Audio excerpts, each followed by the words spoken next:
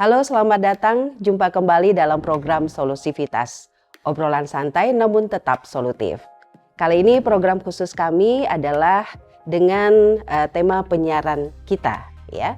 Dan untuk kali ini pemirsa, kita sudah kehadiran 3 orang tamu, ya, yang sebenarnya boleh dikatakan sulit sekali buat saya buat bertemu dengan beliau-beliau ini, saking beliau-beliau sangat-sangat sibuk.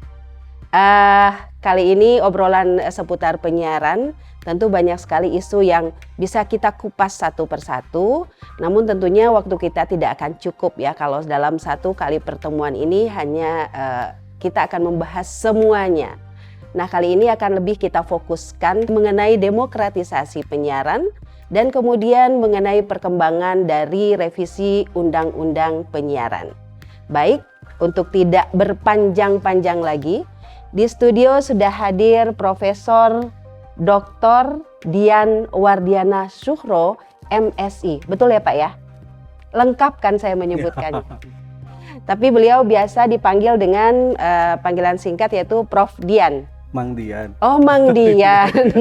Oke, itu jadi lebih enak ya Mang Dian, tapi nggak apa-apa ya? Nggak apa-apa. Nah, soalnya kan kalau profesor tuh harus beda gitu penyebutannya. Oke, Mang Dian, apa kabar Mang Dian? Alhamdulillah, Assalamualaikum warahmatullahi wabarakatuh. Iya, sehat-sehat ya? Alhamdulillah. Oke. Dan di studio juga kita sudah kehadiran tamu, sebenarnya nggak tamu-tamu amat ya. Jadi sekarang ini menjabat sebagai Wakil Ketua Komisi Penyiaran Indonesia Daerah atau KPID Jawa Barat, Bapak Ahmad Abdul Basit. Selamat siang. Selamat siang, Bu Evi. Apa kabar Pak Basit? Baik, senang mendengar suara diafragma Bu Evi lagi. Ingat Kita ngobrol sehari-hari, ingat zaman suaranya dulu ya. beda Pak ya. Iya, iya. Tentu saja untuk masalah penyiaran, ya, yang paling istilahnya ya bisa dikatakan concernnya, kewenangannya dan lain sebagainya memang ada di KPI, Komisi Penyiaran Indonesia, dan di tingkat Jawa Barat ada di KPID Jawa Barat. Oke, kalau lebih spesifik untuk wakil ketua KPID itu bidang apa biasanya yang diurus ya? Jadi terima kasih Bu Evi, Pak Dian, Pak Elang. Kalau secara khusus sebenarnya pembagian kewenangan lebih pada bidang Bu. Jadi bidang ya? Saya bersama Pak Elang ini ada di bidang PS2P, pengelolaan sistem dan struktur penyiaran. Kalau dulu mungkin ketika Pak Dian sebagai pendahulu kami itu sebagai bidang perizinan dan bidang pengelolaan SDM penyiaran. Jadi gitu hari ya? ini kami lebih banyak mengurusi wilayah itu Bu Evi. Iya. Dan satu lagi yang kita juga tunggu-tunggu nanti untuk obrolan lebih lanjut tentang penyiaran ini adalah Bapak Elang Gantoni Malik. Ini panjang nih Pak. SEAKMM. Koordinator Bidang Pengelolaan Sistem dan Struktur Penyiaran. PS2P ya Pak? Betul Pak? Betul. Apa kabar Pak Elang? Alhamdulillah baik, Kumasa Mulina, Ce Evi. Wah, asik tuh. Saya paling tersanjung kalau dipanggil Ce. Alhamdulillah baik Pak Elang. Jadi tadi seperti yang disampaikan oleh Pak Basit, bidang yang Bapak kelola juga sama persis dengan yang tadi dikelola oleh Pak Basit, yaitu bidang pengelolaan sistem dan struktur penyiaran tadi ya. Kalau lebih mungkin lebih realnya itu sebenarnya apa sih yang diurus di dalam bidang ini? Untuk gambaran umum dan terutama generasi Z dan Alpha, saya juga bangga ini Prof. Dian atau Nuhun Ilujeng sama Ce. Krunya muda-muda ya. Iya. Jadi kami ini hadir ada di sini juga buat generasi muda yang mendatang, sehingga semisal begini Ce, kalau kita membuat rumah, kita buat rumah dulu atau jalan dulu. Nah pasti logikanya jalan dulu dong. Iya. Nah jalan itu ada suatu keilmuan misalnya sistem gitu atau berkatnya sistem. Itu kan terintegrasi ya dari ideologinya, dari level strategisnya, taktis dan teknisnya, sehingga itulah gambaran sistem. Kemudian juga untuk strukturnya harus dipastikan ada dulu nih biar kita bisa menempatkan rumah ataupun unit olahraga itu fasum-fasosnya enak. Seperti kampus Unpad juga kan dulu mungkin tanahnya dulu CFI ya Jadi namanya dibangun gedungna, itu Kirang Langkung. Gambaran buat infrastruktur penyiaran ini. Ya, dan ada bidang-bidang lain tentu saja ya di KPID Jawa Barat. Jadi kita cicil sedikit-sedikit untuk mengenalkan KPID Jawa Barat, karena kan episode khusus penyiaran kita itu masih akan panjang episodenya ya. Siap. Nah, untuk kali ini pemirsa kita akan membahas tentang demokratisasi penyiaran. Prof Dian yang selama ini bergiat atau banyak meneliti seputar demokratisasi penyiaran tentunya bisa memberikan gambaran seperti apa sih sekarang ini ya keadaan atau kondisi demokratisasi penyiaran di Indonesia. Oke, makasih. Suka saya kalau membahas masalah ini karena penelitian saya tentang ini, artikel-artikel saya tentang ini, buku saya juga tentang ini. Jadi mudah-mudahan saya punya pengetahuan yang cukup mengenai hal itu. Kalau ditanyakan bagaimana demokratisasi penyiaran di Indonesia saat ini, kita definisikan demokratisasi penyiaran adalah kedaulatan penyiaran di tangan rakyat, kan gitu ya. Sesuai dengan amanat Undang-Undang 32 2002 tentang penyiaran. Penyiaran itu tidak di tangan pemerintah, tapi di tangan rakyat. Penyiaran itu tidak di tangan Menteri Kominfo, tapi di tangan rakyat. Kalau definisinya seperti itu, maka sudah lama demokratisasi penyiaran di Indonesia itu lepas dari jangkauan masyarakat, lepas dari jangkauan KPID atau dari KPI. Sekarang itu demokratisasi penyiaran itu sudah ada di tangan orang-orang yang tidak sah. Kembali lagi ukurannya adalah kembali ke Undang-Undang 32 2002 yang mengatakan kedaulatan penyiaran itu ada di tangan masyarakat atau di tangan rakyat. Sesuai dengan frekuensi, kan frekuensi itu milik masyarakat. Gambarannya barangkali seperti itu, tapi bisa lebih dieksplorasi lagi. Iya, konkretnya tuh seperti apa? Karena kan tadi kalau dulu pengelola penyiaran itu zaman Orde Baru ya, jelas Kementerian Penerangan, Departemen Penerangan. Segalanya diurus oleh Departemen Penerangan, izin dari Departemen Penerangan, pengawasan Departemen Penerangan, mencabut izin juga Departemen Penerangan. Kata almarhum Presiden Gus Dur, nggak bisa dong seperti itu. Yang namanya penyiaran dan penerangan itu milik masyarakat. Karena itu serahkan ke masyarakat. Dijawab oleh Undang-Undang 32 2002 tentang penyiaran. Kedaulatan penyiaran itu tidak di tangan menteri, tapi di tangan masyarakat. Melalui apa? Melalui KPI. Faktanya sekarang kan KPI sudah lepas. Kembali lagi ke Kementerian Kominfo.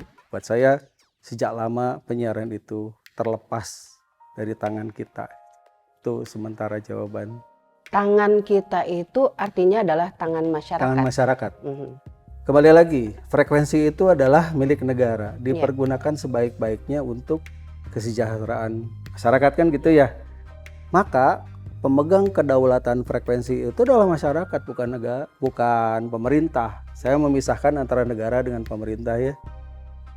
Masyarakat itu representasinya adalah KPI karena dia dipilih dari masyarakat. Begitu KPI disingkirkan dari sistem penyiaran nasional, buat saya demokratisasi itu sudah lama terlepas. Diraih oleh tangan-tangan dalam tanda kutip ya, tangan-tangan jahat yang ingin menguasai dunia penyiaran gitu. Karena dunia penyiaran itu,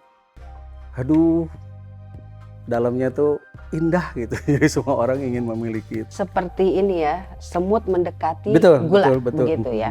Karena sangat menariknya. Sebenarnya bakal saya telusuri lebih lanjut ya, karena seolah-olah demokratisasi di penyiaran kita itu, kalau dari penjelasan Prof Dian tadi, maaf saya susah memanggil karena memang seolah-olah tuh potretnya buram begitu loh Mang Dian.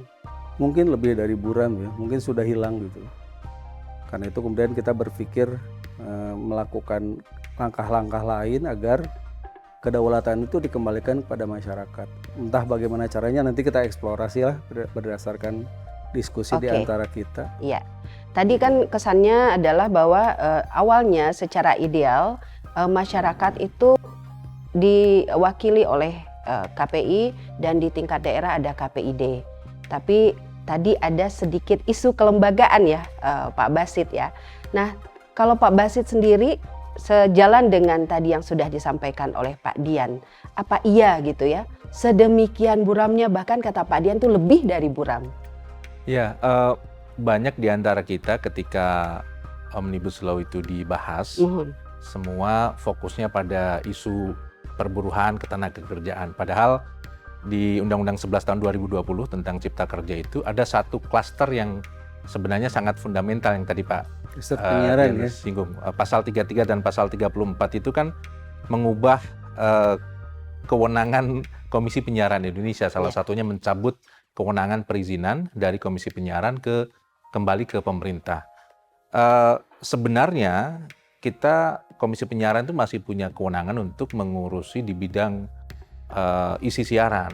Cuman kalau kekhawatiran Pak Dian tentu sangat beralasan ketika KPI hanya mengisi fokus mengurusi isi siaran, sementara selama ini salah satu yang jadi taji dari Komisi Penyiaran itu ada di perizinan. Jadi LP itu akan LP itu lembaga penyiaran ya. Betul, lembaga penyiaran akan sepenuhnya mengikuti KPI karena ada tanda kutip nanti izinnya nggak diperpanjang misalnya begitu Pak ya. Nah sekarang itu hilang, tapi tentu kami berupaya untuk memaksimalkan peran yang hari ini masih disisakan oleh pemerintah di salah satunya kewenangan untuk mengurusi isi siaran. Jadi kedaulatan sebagian memang hilang, tapi publik hari ini masih punya kewenangan penuh melalui representasi KPI untuk mengawasi isi siaran yang ada di radio dan televisi, Bu Evi. Saya agak beda ya dengan Pak Basit.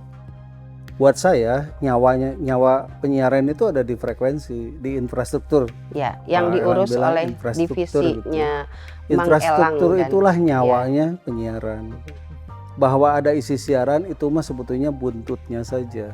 Ketika nyawanya diambil, buntutnya sudah nggak bisa apa-apa gitu. Misalnya gini lah, sebuah stasiun televisi melakukan pelanggaran, ditegur, nggak nurut, nggak ada ancaman izinnya dibatalkan dan lain-lain. Itu yang maksud saya demokratisasi penyiaran kita hilang itu.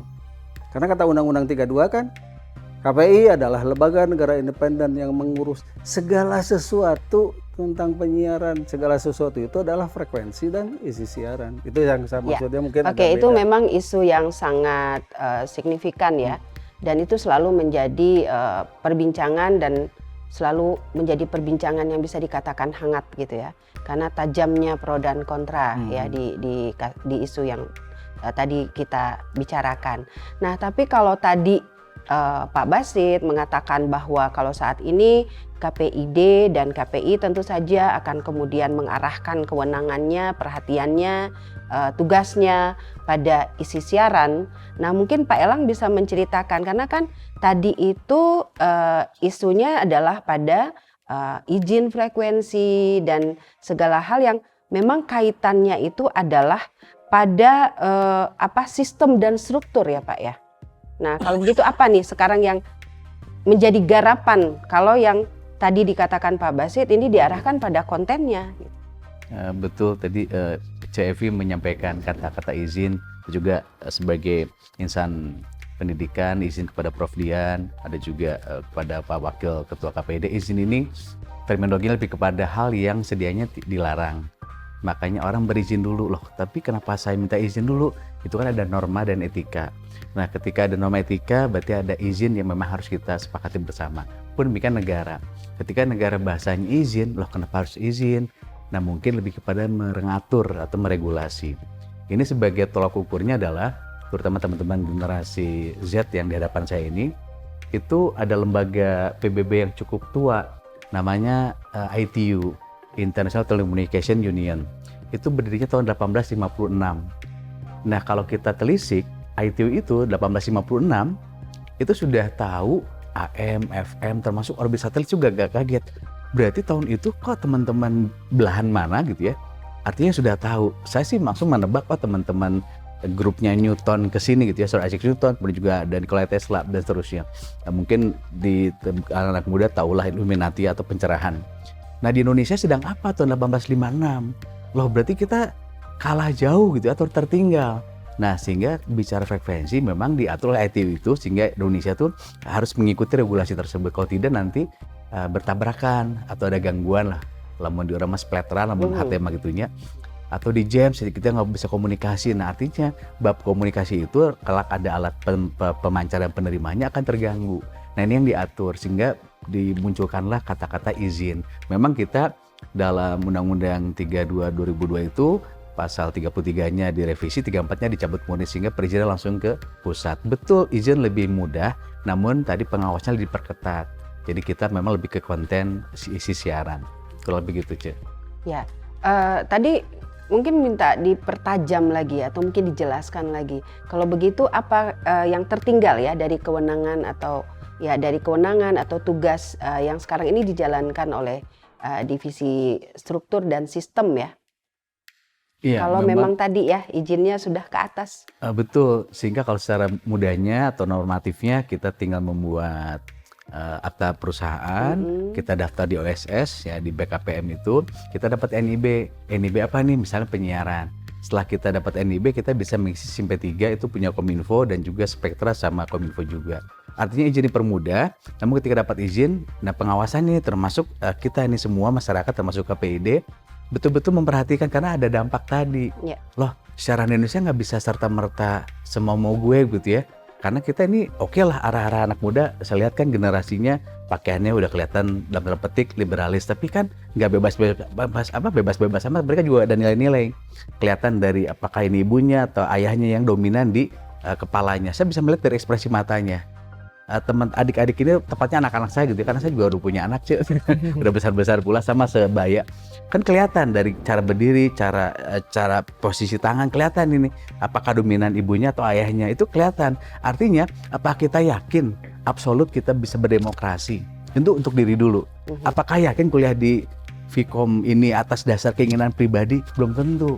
Nah itulah yang ingin kami sampaikan di bidang PS2P. Kalau kita bicara struktur dan sistem, kita harus juga mengerti apa sih yang ada di dunia ini. Contoh frekuensi tadi kan ternyata goib ya, nggak terlihat tapi terasa loh, terdengar atau terlihat. Itu pun kalau kita bisa melihat.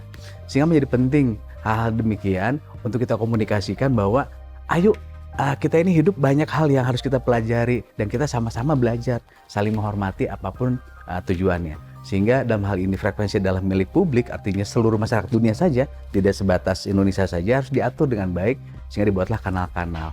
Dan memang yang terbaru adalah terbitnya Permen 25 tahun 2023 itu tentang mengatur kanalisasi yang memang ternyata ada digital radio juga ini, Cik. Kurang lebih seperti itu gambarannya. Oke, walaupun Kalau dalam persepsi saya sebetulnya mungkin agak beda ya. Iya. Dalam persepsi saya ketika undang-undang turun 2002 itu ya, kan pasalnya mengatakan mengurus segala sesuatu tentang penyiaran, itu jelas ya, mengurus frekuensi dan isi siaran. Frekuensi ketika itu ya memang diatur oleh negara gitu kan, dalam hal ini ketika itu masih Kementerian Kominfo dan apa gitu ya. Tapi kan ketika itu ada kesepakatan bahwa frekuensi boleh saja dipetakan oleh pemerintah, tapi pengelolaannya diserahkan kepada lembaga negara independen ketika itu. Sampai kemudian timbul protes, gugatan dan lain-lain. Dan ketika itu pula saya selalu mengatakan kewenangan kita, demokratisasi kita, power kita lepas ketika frekuensi jelas-jelas diambil alih. Maka kompromilah ketika itu, ketika ketemu dengan wakil presiden, ketemu dengan menteri, komprom yuk gitu. Mereka kompromnya apa? Oke, KPID ngurus izin ya dari bawah, melibatkan masyarakat, melibatkan kunjungan ke lembaga penyiarannya. Kemudian bawalah ke kita kan gitu ya, bawalah ke kita. Ya. Kita punya pemetaan nih, misalnya di Sumedang ada peta frekuensi apa aja, diminta oleh siapa aja, lakukanlah pemetaan. Kalaupun izin misalnya, boleh 2 izin katanya. Dari menteri untuk izin frekuensinya, kalau dari kita izin siarannya, oke lah komprom. Tapi kan ketika Undang-Undang Cipta Kerja itu turun, hilang sama sekali tuh. Iya. Hak kita untuk ngurus ke daerah juga hilang, hak kita untuk rapat dengan menteri juga hilang. Akhirnya kan ya udah, datang langsung ke menteri, datang langsung ke salah satu televisi yang pegang MOOCs misalnya, selesai masalahnya. Oke. Ya. Gitu yang mungkin sekarang, agak beda ya Bu Evi ya. Mudah-mudahan kita juga jadi punya semacam gambaran ya, atau sedikit banyaknya punya gambaran tentang peta persoalan ini, walaupun dia hanya bicara tentang tadi ya, seolah-olah isunya besar gitu, demokratisasi dalam bidang penyiaran, tapi ternyata ada hal-hal teknis ya dan non teknis tadi yang kemudian butuh untuk kita perdalam lebih lanjut. Iya. Dan mungkin ada kaitannya nanti dengan revisi Undang-Undang Penyiaran. Karena kan tadi ada beberapa poin begitu ya, apalagi juga menyangkut tentang isu-isu terkini terkait dengan digitalisasi penyiaran. Oke, sahabat Solusivitas, ini kita memanggilnya sahabat ya, karena ini adalah sebuah obrolan santai namun tetap solutif. Dan kali ini sahabat Solusivitas, kita masih dalam episode khusus penyiaran kita. Oke, kita akan jeda iklan terlebih dahulu dan Anda jangan kemana-mana. Pastikan Anda tetap di Solusivitas, obrolan santai namun tetap solutif.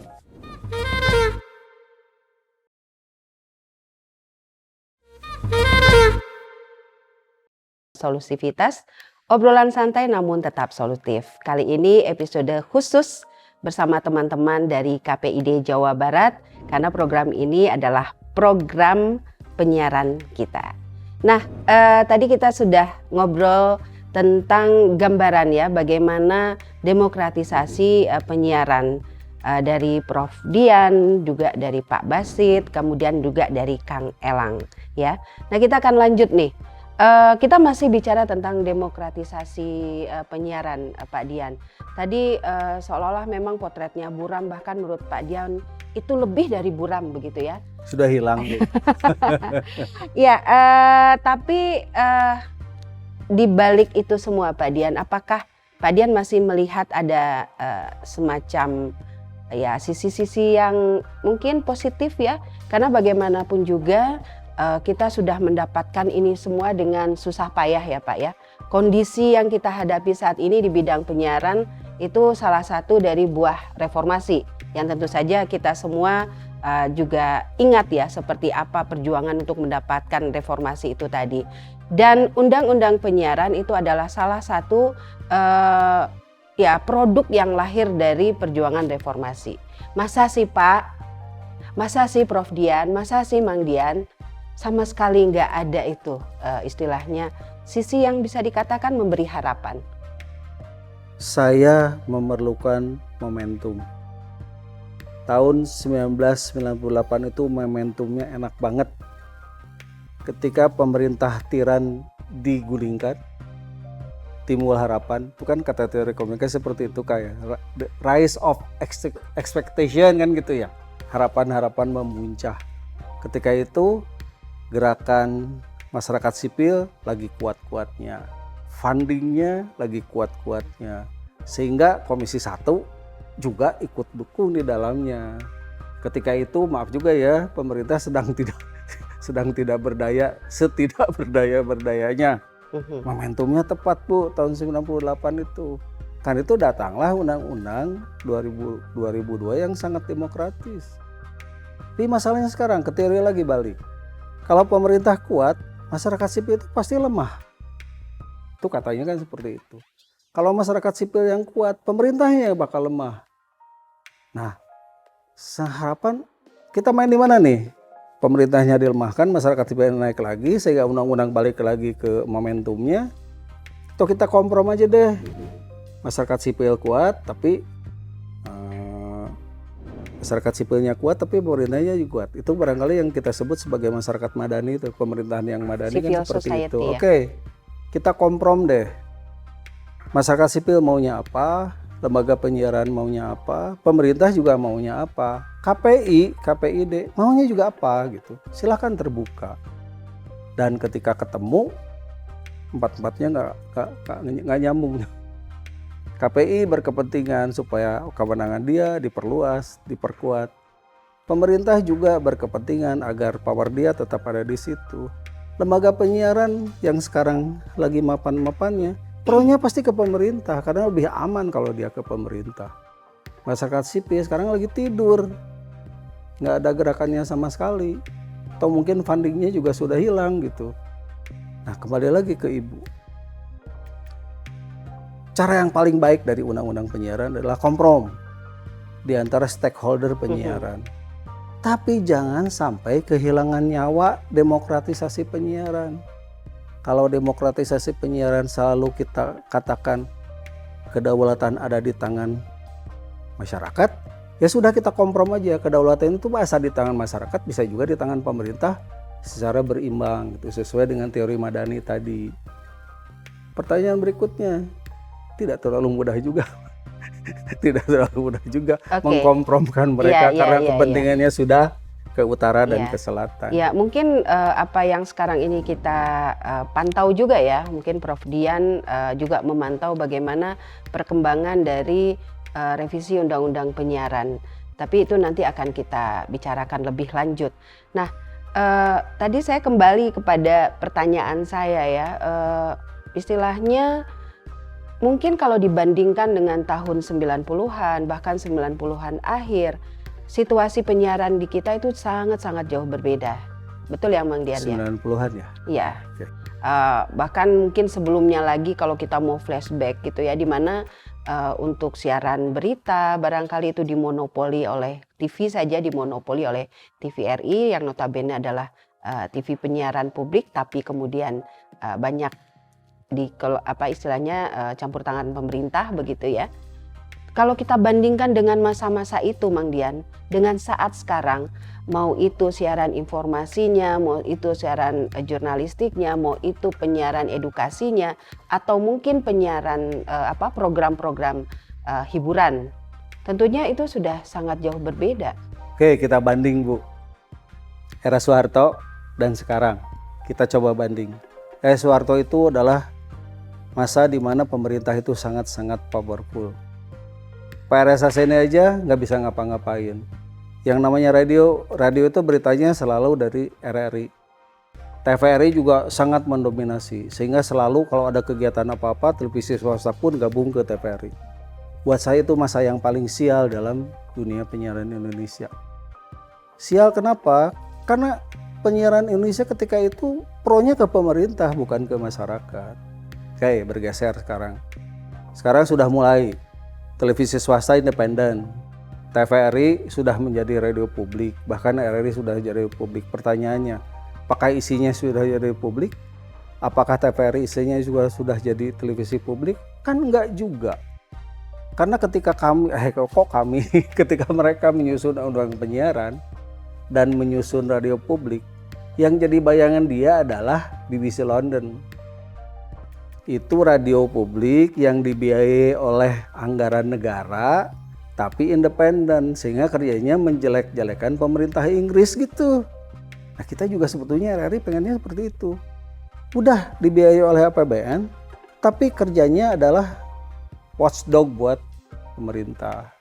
Sekarang kan enggak kan, karena hanya gara-gara APBN RRI nggak bisa ngapa-ngapain, apalagi TVRI gitu maksud saya. Ya, jadi kita punya gambaran ya kalau dari sisi yang tadi. Tapi bagi KPID sendiri ini untuk Pak Basit dan juga Kang Elang gitu ya.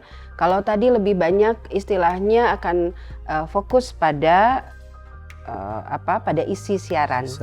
Nah, tentunya juga walaupun bagaimana demokratisasi itu juga akan muncul ya. Bagaimana kemudian siaran-siaran atau konten siaran itu diantaranya juga mencerminkan demokratisasi itu sendiri. Gimana itu konkretnya yang dijalankan oleh KPID? Ya, jadi saya senang sebenarnya yang disampaikan dengan Prof. Dian tadi. Karena sebenarnya Komisi Penyiaran itu dalam kaitan tadi revisi undang-undang, kemudian ada Omnibus Law itu tidak sebagai pihak yang ikut merevisi kan. Kami adalah objek yang dipreteli kewenangannya. Gitu. Ya. Jadi sebenarnya kalau melihat posisi kami termasuk yang menolak ketika ada Omnibus Law itu, sehingga kewenangan Komisi Penyiaran setengahnya atau bahkan kalau Pak Dian bilang 80%-nya hilang di bidang penyiaran. Nah, yang mungkin hari ini kami lakukan adalah dengan realitas regulasi yang begitu, apa yang kira-kira kami bisa maksimalkan. Salah satunya adalah di pengawasan konten. Nah, pengawasan konten ini kan ya kalau Undang-Undang Penyiaran kan mengamanatkan keberagaman kepemilikan dan keberagaman isi siaran. Nah, hari ini salah satu yang masih kami lakukan adalah melakukan monitoring dan evaluasi itu. Kalau dulu memeriksa soal perizinan, kemudian memeriksa soal penggunaan alat dan jangkauan, hari ini salah satu kegiatan monitoring evaluasi yang berkunjung ke radio itu kami maksimalkan untuk memeriksa konten siaran yang dilakukan. Misalnya apakah pendidikan ya, sisi pendidikan itu maksimal di siaran mereka, apakah secara SDM itu juga punya posisi yang baik dan sebagainya. Jadi itu yang kemudian akhirnya kami maksimalkan Bu dengan segala kewenangan yang ada sekarang. Oke. Barangkali Kang Elang mau menambahkan juga ini terkait dengan tadi ya, pengawasan isi siaran atau konten siaran baik di TV maupun di radio, karena dua media itu ya, di Dua bawah entitas entitas di bawah KPI-D. Ya, sebelum ke isi siaran kebetulan memang bukan bidang kami, namun tadi kami juga berpikir dalam tentang kenapa TVRI RRI yang notabene dianggarkan oleh APBN namun tidak mengkritisi katakanlah pemerintah yang berkuasa. Saya juga berpikir juga iya ya, alhamdulillah sih mungkin pribadi ini gitu dan juga teman-teman yang mahasiswa pernah nggak sih ayah atau ibu atau bunda di rumah ngobrol berempat begini misalnya di meja makan, ayah penghasilan dari komisioner sekian rupiah per bulan, dari dosen sekian rupiah, dari misalnya siaran sekian rupiah gitu ya. Terus ibu berapa penghasilannya? Terus anak-anak, oh total segini ya, iya silakan dianggarkan masing-masing ya. Ada tidak ibu dan ayah sejujur itu? Sehingga kelak untuk laporan perpajakannya pun baik gitu ya, tidak dilebihkan, tidak dikurangkan. Andai kata itu dimulai dari rumah, saya kira tadi masyarakat akan berdolat karena sama-sama kritis, saling menjaga. Apakah seideal itu faktanya gitu ya? Mungkin tidak juga, mungkin artinya berapa persen sih yang keluarga cemara gitu ya? Yeah. Seideal itu dan seterbuka itu, sehingga tadi konteksnya ketika ditanya isi siaran, iya ya, anak akan mengikuti bagaimana pola didik di rumahnya, masyarakat pun akan mengikuti pola didik yang ada. Namun hati-hati, kita juga di tengah-tengah percaturan dunia. Sehingga inilah yang membuat kita mungkin kalau bagi saya pribadi kita kehilangan identitas diri atau jati diri. Kalau kita mau jujur, bagaimana kita mau bicara konten, pasti itu kan pengaruh dari luar lebih besar. Yang kita pakai aja ini buatan mana sih? Buatan luar semua, gitu ya. Sehingga itu yang kami selalu mengingatkan, ayo kita sama-sama sebagai bangsa yang besar. Bahkan kalau kita merujuk ke Gunung Padang, konon bisa lebih tua dari peradaban besar, artinya peradaban tua gitu ya. Ya walaupun terlepas dari konon uji karbon, batu mah nggak bisa di ini gitu ya, nggak diuji, nggak bisa karena nggak ada karbonnya. Itu silakan saja, namun dari sisi eksakta dan teman-teman ITB bisa diuji tuh. Oh berarti kita punya peradaban, kenapa tidak dikembalikan peradaban itu dan kita menguasai dan terpetik mempengaruhi dunia untuk kebaikan, termasuk konten siaran mesin yang baik-baik. Iya. Jadi apa istilahnya? Tapi kalau terkait tadi ya pengawasan isi siaran, lalu kaitannya bagaimana itu hubungannya dengan urusan sistem dan struktur penyiaran? Apakah nanti tadi ya seperti kata Pak Basit gitu ya, ketika ditemukan misalnya masalah di dalam konten siaran, lalu seperti apa nanti? Apakah ada kemudian kaitannya ya dengan struktur dan sistem penyiarannya itu sendiri yang diurus oleh divisi Pak Kang Elang? Baik, untuk mudahnya kita bisa melihat bagaimana monitor yang besar ini harganya ada nominalnya gitu ya. Kamera-kamera yang bagus ini, apalagi yang seri alpha, itu ada harganya. Apakah masyarakat mampu membeli alat-alat seperti ini? Nah itulah tolak ukur mungkin dalam regulasinya bahasa izin itu, kamu mampu nggak berusaha, karena ini harus berbadan hukum loh. Minimal komunitas itu berarti suatu perkumpulan, itu pun sama, harus berdolat. Minimal 500 tanda tangan orang dewasa ya, Prof Dian ya. Artinya apakah 500 orang itu bisa dihimpun, disusun, ada ketuanya gitu, ada pengawasnya. Hebat juga nih minimal jadi kades gitu ya. Artinya itu hal yang idealnya. Namun kita melihat, ayo gimana nih teman-teman komunitas bisa aktif gitu ya. Untuk tadi lebih tepatnya apa ya, mengonstruksi, mengkritis itu yang membangun. Kita kan butuh cermin juga ya. Kalau kita ada yang kotor-kotor di wajah bisa diperbaiki lah gitu ya. Tapi kan orang mungkin Prof Dian agak sensitif ya. Meren di orang mah meren naonnya belikan gitunya. Ini yang ayo kita sama-sama, karena kajian kita harus kajian yang akademik. Saya sepakat Prof Dian. Jadi butuh kita ini harus bareng-bareng lah kaitan dengan isi siaran tadi. Iya.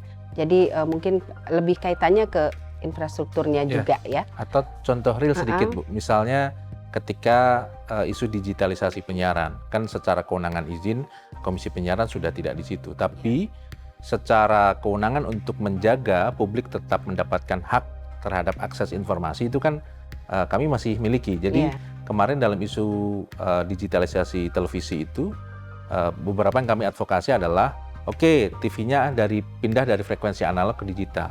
Tapi pastikan bahwa ruang-ruang yang sebelumnya blank spot itu jadi terlayani misalnya. Oke, TV-nya jadi dari analog ke digital. Tapi pertambahan jumlah televisinya harus beragam secara konten, sehingga yang tadi konsep soal diversity, soal publik yang terlayani itu tetap bisa jaga. Nah, setidaknya itu yang kemudian kami advokasi. Dan itu erat kaitannya dengan demokratisasi ya. Karena dari situlah kemudian juga akses ya, persoalan akses kan. Ketika akses itu merata, istilahnya semua orang bisa mengakses, di situ juga ada nilai demokratisasi. Ya, perbincangan akan kita lanjutkan. Karena banyak sekali isu-isu yang muncul, yang saya teringat ada beberapa isu yang kemudian juga akan menjadi bahasan atau menjadi perhatian ya dalam revisi Undang-Undang Penyiaran yang baru, yang ditunggu-tunggu. Sudah berapa lama Mang Dian? Bahkan Mang Dian lupa. Belasan tahun. Baik, sahabat Solusivitas, kita akan jeda iklan dulu terlebih dahulu. Tapi kita akan kembali bersama-sama setelah beberapa pesan-pesan berikut ini.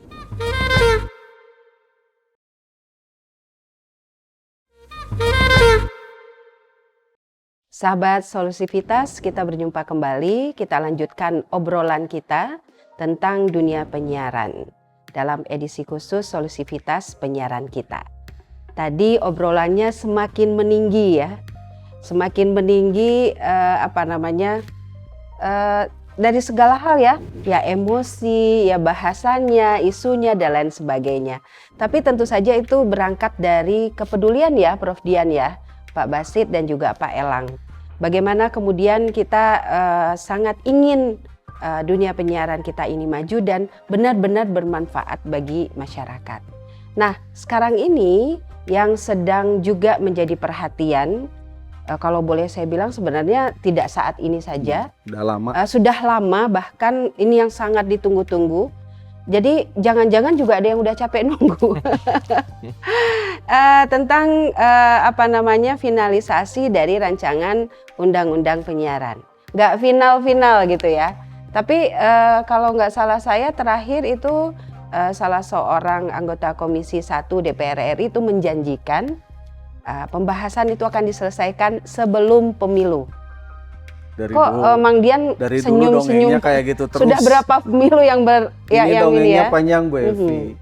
Ketika Undang-Undang 32 2002 diterima oleh semua, termasuk oleh KPI, dan kita itu masuk 2004. Ketika keluar 7 paket peraturan pemerintah tentang penyiaran, suara untuk merevisi Undang-Undang 32 itu sudah kencang tuh, berarti sekitar tahun 2006.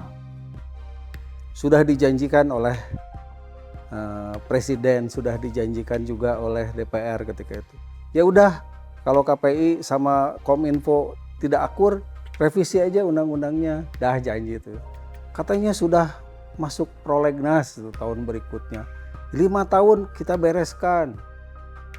Kemudian sudah masuk pembahasan akhir bla bla, itu tahun berapa ya? Sampai hari ini. Terus pembahasan akhir dan terus prolegnas. Saya bilang nggak bakalan selesai ini. Karena stakeholder penyiaran itu nggak pernah bisa sepakat. KPI punya masalah sendiri, Kominfo punya masalah sendiri, para pemegang lisensi izin juga punya masalah sendiri. Nggak ketemu. Dan sayangnya Komisi 1 DPR RI juga tidak pernah bisa menyerap aspirasi itu ya. Bahkan saya curiga boleh cenderung ke satu pihak aja. Tinggal nanti gitu. Dibuktikan dengan penelitiannya Prof ya. Dibuktikan dengan risetnya aja. Oke. Ya memang seperti dikatakan Prof Dian tadi ya, Pak Basit dan Pak Elang, banyak pihak yang menunggu ya.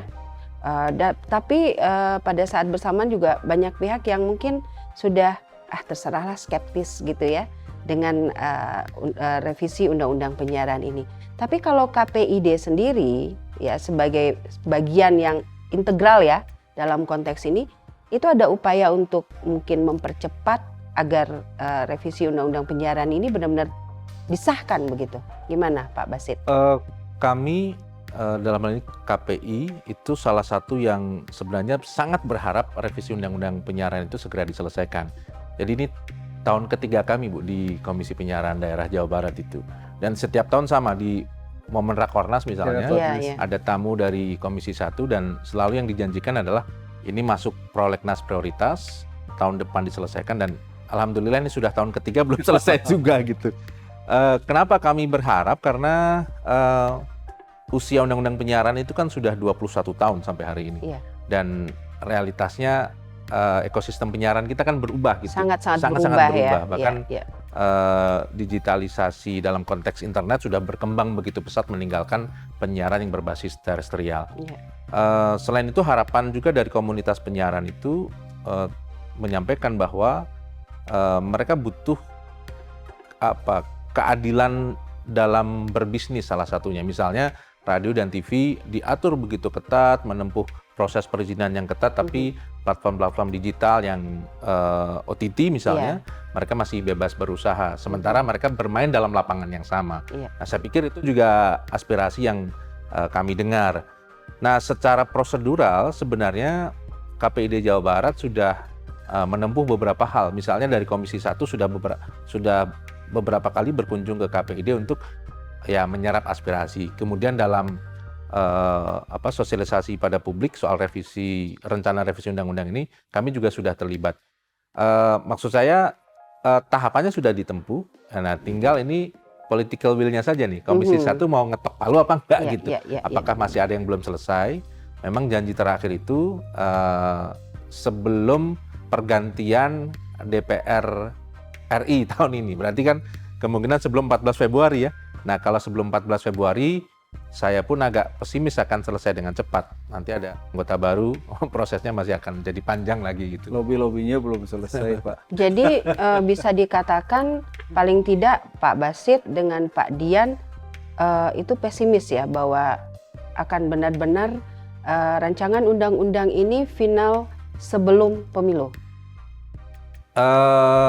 Harus tetap optimis. Kita selalu punya harapan Saya bahwa termasuk masih yang ada beberapa hari. Jadi semoga Pak Basit teman-teman kita mendengar tetap ya ini. jaga optimisme. Kalau Pak saya Dian tetap pesimis karena pengalaman saya dijanjikan setiap tahun, dijanjikan selesai sampai belasan tahun, bukti itu tidak terlaksana dan hitung-hitungan saya selama stakeholdernya tetap nggak ketemu, nggak bakalan selesai.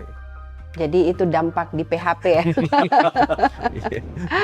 Oke, nah mungkin Pak Elang bisa menambahkan apa yang tadi ya udah diceritakan oleh Pak Basit gambaran bagaimana upaya ya.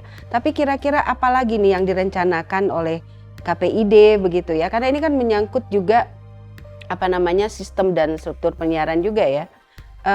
Untuk kemudian bisa lebih mendorong lagi supaya rancangan undang-undang ini lebih dipercepat lagi ya untuk pembahasannya.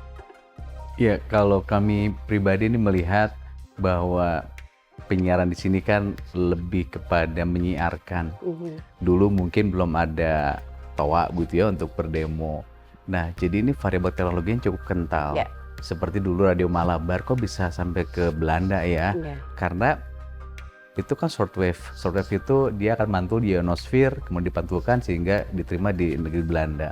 Dari SW geser ke AM, AM geser ke FM, begitu pun seterusnya. Karena yang namanya teknologi itu akan mengikuti peradaban manusia. Sehingga dalam konteks ini tentu saja di bidang kami akan mengikuti variabel-variabel teknologi. Semisal aja, kalau kita sadari yang namanya mata kita itu melihat gelombang. Seperti kenapa itu warnanya merah, kenapa ini warnanya biru. Itu kan gelombang yang kita terima dan seperti itu. Nah, ilmu ini ada di Jerman. Jadi bahkan di Jerman itu ada, bukan tembok ya, katakanlah tembok yang bisa mendeteksi. Jadi ada alat dipasang, oh berarti Bapak sedang sakit anu ya. Itu dia bisa mendeteksi karena ada gelombang. Bahkan diri kita pun memecahkan gelombang. Nah, gelombang inilah yang kita kenal dengan megahertz atau gigahertz dan seterusnya. Itulah variabel teknologinya. Jadi kalau kami pribadi mengikuti variabel teknologi, sehingga kepentingan tadi apakah dirasa penting atau tidak kaitan dengan revisinya atau tidak, itulah yang menjadi ya tetap kami berjuang, tetap outputnya adalah bahwa masyarakat mendengarkan, melihat itu yang baik-baik saja, sehingga kita menjadi makhluk yang ya berbaik-baik juga gitu ya. Kurang lebih gitu gambarnya. Dan tentunya sahabat Solusivitas juga punya beberapa catatan ya, dari mungkin juga draft RUU ini juga sudah tersebar luas. Ada beberapa catatan dari sahabat Solusivitas sendiri yang mungkin di sana juga ada semacam harapan bahwa lembaga penyiaran, ekosistem penyiaran dan dunia penyiaran di Indonesia itu bisa menjadi lebih baik. Nah, kalau untuk Pak Dian sendiri, ya, kan di situ ada yang paling utama tadi juga disampaikan oleh Pak Dian, ini untuk menyesuaikan dengan perkembangan yang ada saat ini, khususnya berkaitan dengan teknologi. Kalau bagi Pak Dian sendiri, isu-isu utama apa yang seharusnya itu apa istilahnya masuk ya di dalam revisi undang-undang penyiaran? Isu yang paling seksi, zaman dulu sejak undang-undang itu diberlakukan adalah isu kewenangan. Dan kewenangan yang paling seksi adalah kewenangan perizinan dan seterusnya. Itu selalu ya. Dan itu tidak pernah bisa terselesaikan karena di antara anak-anak bangsa kita tidak pernah mencoba untuk untuk ketemu gitu, untuk klop gitu. Jadi terus-terusan nggak berjalan pada relnya masing-masing, dan itu yang membuat saya tadi katakan saya pesimis gitu. Sepanjang anak-anak bangsa itu ketemu dalam sebuah kepentingan yang bersama. Tapi mungkin dalam persepsi teman-teman Pak Eleng atau Pak Basit, ada juga sisi lain yang bisa mencerminkan demokratisasi penyiaran.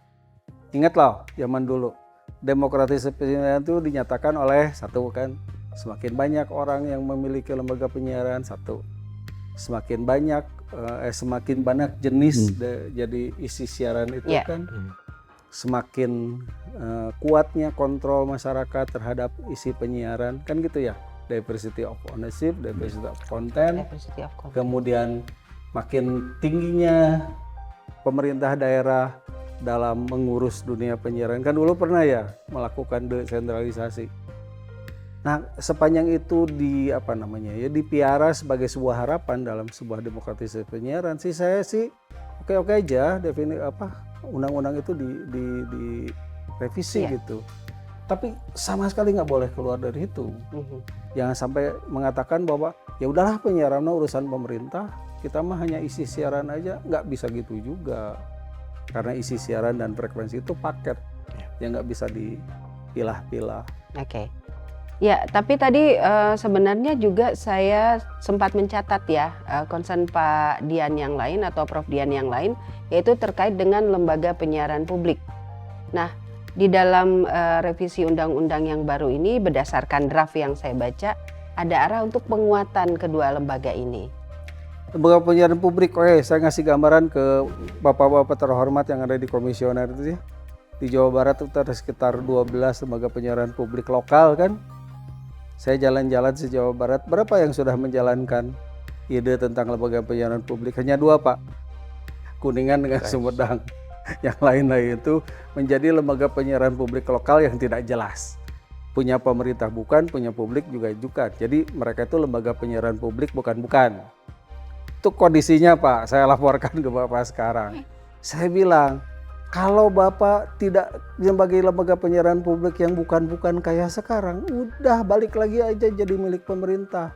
Dipiara oleh pemerintah, yang siarannya PNS, acaranya menjadi acara-acara yang pro pemerintah tapi mencerahkan masyarakat. Itu buat saya lebih fair ketimbang seperti sekarang.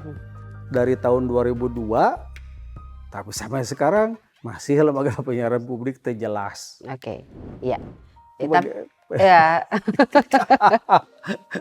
Jadi kembali lagi ya nadanya tuh kenceng lagi. Tapi kalau untuk Pak Basit sendiri gitu ya, isu-isu apa nih yang kemudian perlu dikawal betul ya? Memang semua yang masuk pasti itu sudah penting ya, tapi perlu dikawal betul atau barangkali perlu ditambahkan karena perjalanannya kan sudah sangat jauh ya sampai saat ini gitu. Ya, kita nampaknya butuh 1.000 atau 1.000.000 orang seperti Pak Dian yang kelihatan masih sangat concern dan peduli dengan penyiaran kita hari ini. Nggak banyak loh kondisi hari ini di tengah sosial media yang begitu kencang, perhatian publik sudah terbagi, kemudian masih ada yang concern untuk memperhatikan penyiaran. Karena bicara penyiaran ini kan Bu Evi, Pak Dian dan Pak Elang tidak hanya melulu soal informasi dan hiburan itu didapat, tapi juga soal distribusi informasi yang merata kan. Kita bisa bicara di Bandung, Jawa Barat, kota-kota besar kita masih mungkin untuk bisa menikmati sosial media karena internet baik. Tapi di pinggiran misalnya Jawa Barat Selatan atau bahkan di luar Jawa ada beberapa daerah yang belum masuk internet sehingga radio dan televisi itu masih jadi sumber informasi utama yang kalau bicara soal tadi hadirnya negara untuk memenuhi hak akses terhadap informasi itu masih diwujudkan dengan penyiaran. Nah, kalau isu yang banyak didiskusikan di ruang publik soal revisi undang-undang penyiaran ini kan salah satu yang strategis dan masih jadi perdebatan itu soal kewenangan KPI yang tidak hanya mengurus soal lembaga penyiaran yang terestrial.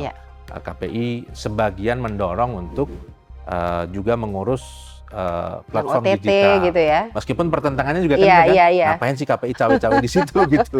Karena kayak kejar-kejaran gitu. Betul. Kemudian yang tidak banyak publik tahu bahwa secara kelembagaan KPI itu berbeda dengan KPU maupun Bawaslu misalnya, yang itu hierarkis.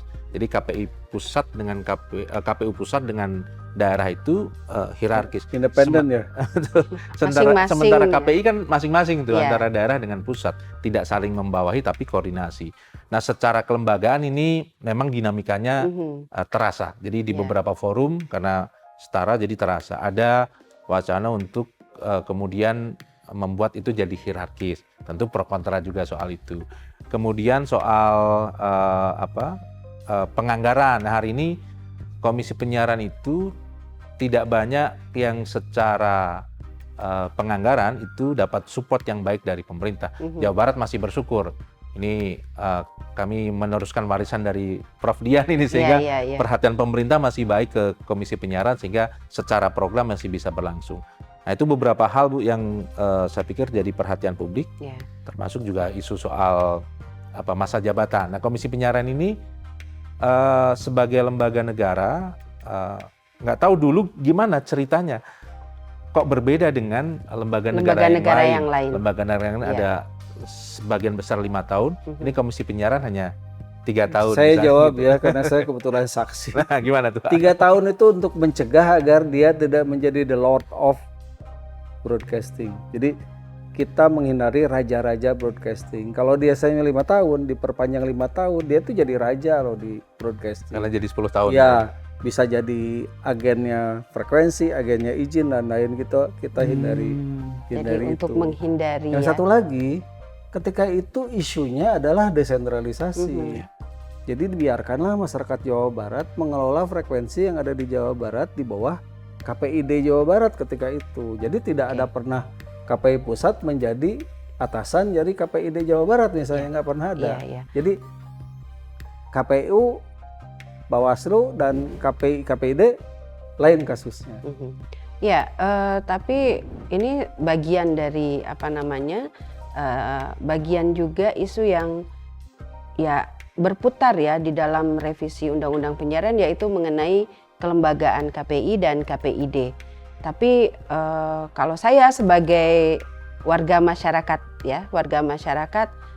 cuman ingin berpesan saja kepada teman-teman KPID dan juga KPI supaya masalah kelembagaan itu satu hal, tapi jangan kemudian melupakan hal-hal yang lebih masalah bersama. Walaupun bisa jadi alasannya kita bisa begini begitu kalau lembaganya kuat gitu ya.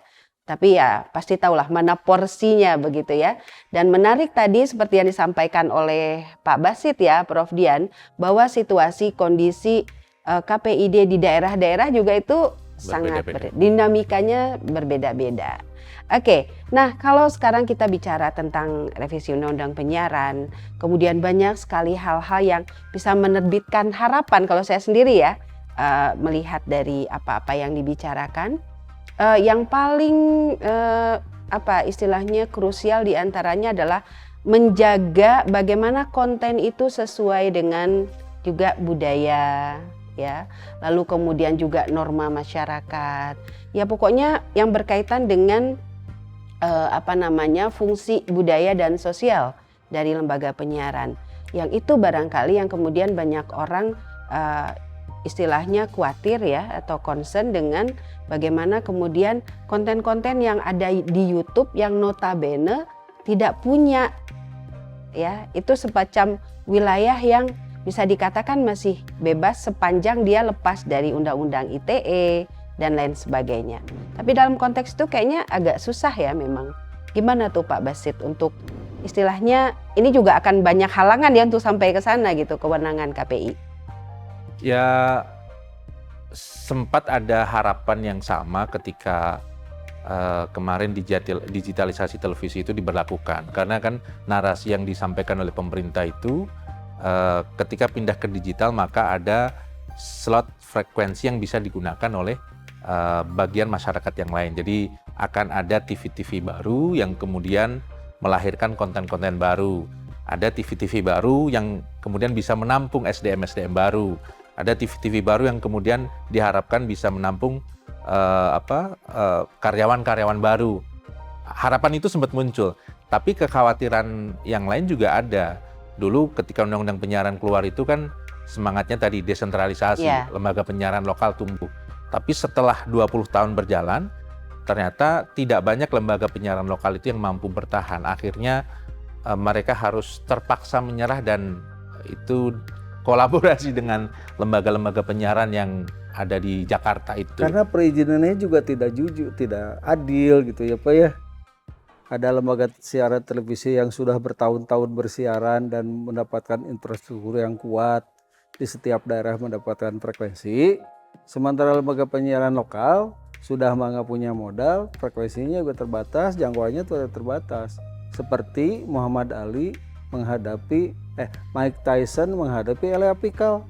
Seumur-umur Pak, nggak bakalan menang. Gitu. Ini anak-anak ini tahu nggak ya Muhammad Ali dan Elias Pikal Makanya betul atau Bu, Mike ketika Tyson. digitalisasi kemudian lahir beberapa lembaga penyiaran lokal baru itu, kekhawatiran saya sama, jangan-jangan nanti sekarang tumbuh kemudian akan diakuisisi oleh raksasa-raksasa itu. Maka yang kami lakukan hari ini ke daerah-daerah itu salah satunya untuk misalnya peningkatan SDM penyiaran. Ayo biar bisnisnya hidup, kami hadirkan para ahli. Karena kan digital hari ini kan punya logika bisnis yang berbeda. Misalnya kalau kita bicara digital internet, ternyata konten kreator yang hebat itu tidak selalu lahir di Jakarta hari ini. Ada daerah-daerah pinggiran yang kemudian dia bikin konten bahkan lebih menghasilkan banyak gitu. Nah, saya punya mimpi begitu dan punya harapan semoga tidak seperti era ketika TV lokal atau radio lokal itu kemudian akhirnya diakuisisi, tapi digital ini semoga bangkit gitu dari daerah-daerah itu. Oke, karena mereka juga punya banyak alternatif kanal ya, kanal distribusi, dan di situ setiap kanal juga bisa mereka jadikan potensi bisnis ya. Oke, tadi ada istilahnya harapan ya dari Pak Dian, walaupun tadi dari awal dari kita memulai pembicaraan gitu ya, tapi ternyata ada banyak harapan juga nih dari Prof Dian ya terkait dengan revisi Undang-Undang Penyiaran. Saya menggunakan teorinya almarhum Profesor Dede Mariana. Teorinya mengatakan kalau pemerintah lemah, DPR lemah, maka urusan serahkan kepada masyarakat, kan gitu ya.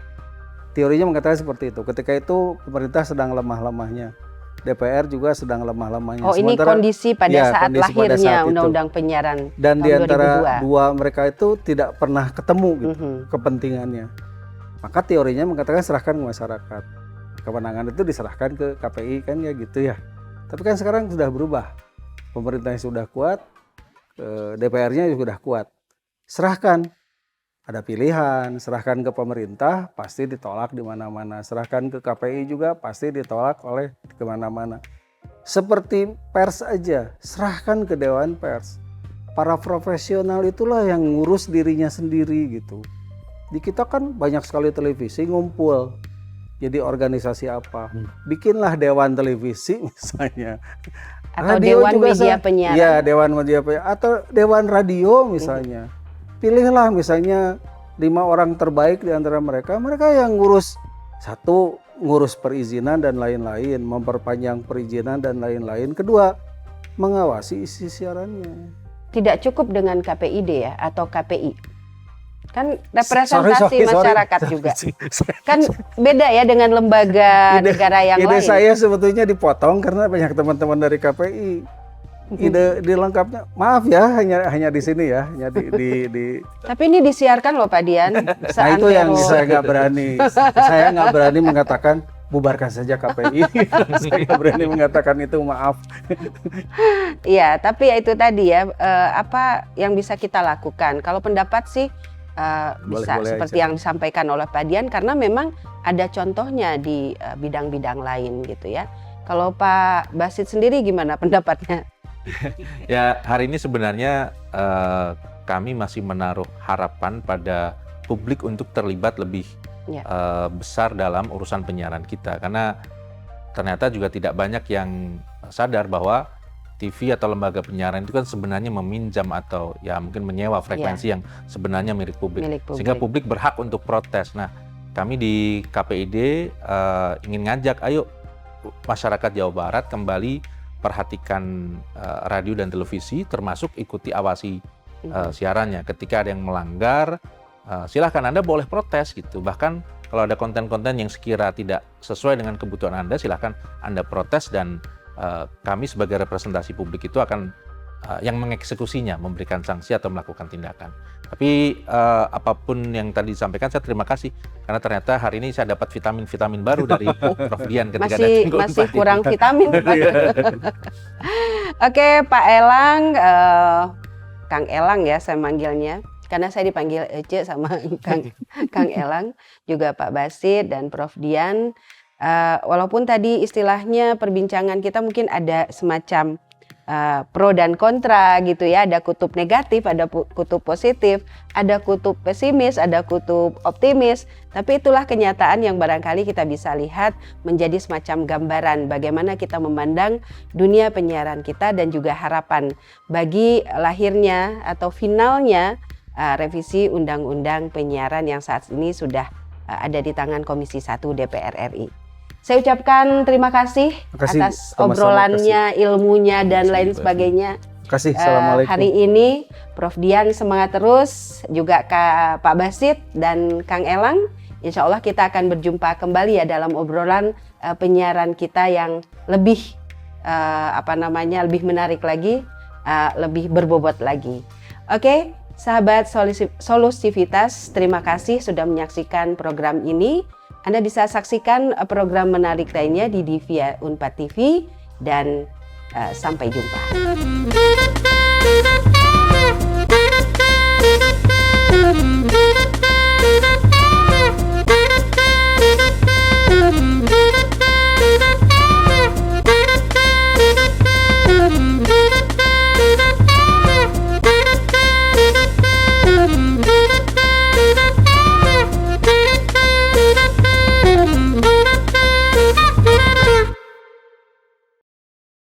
Dipersembahkan oleh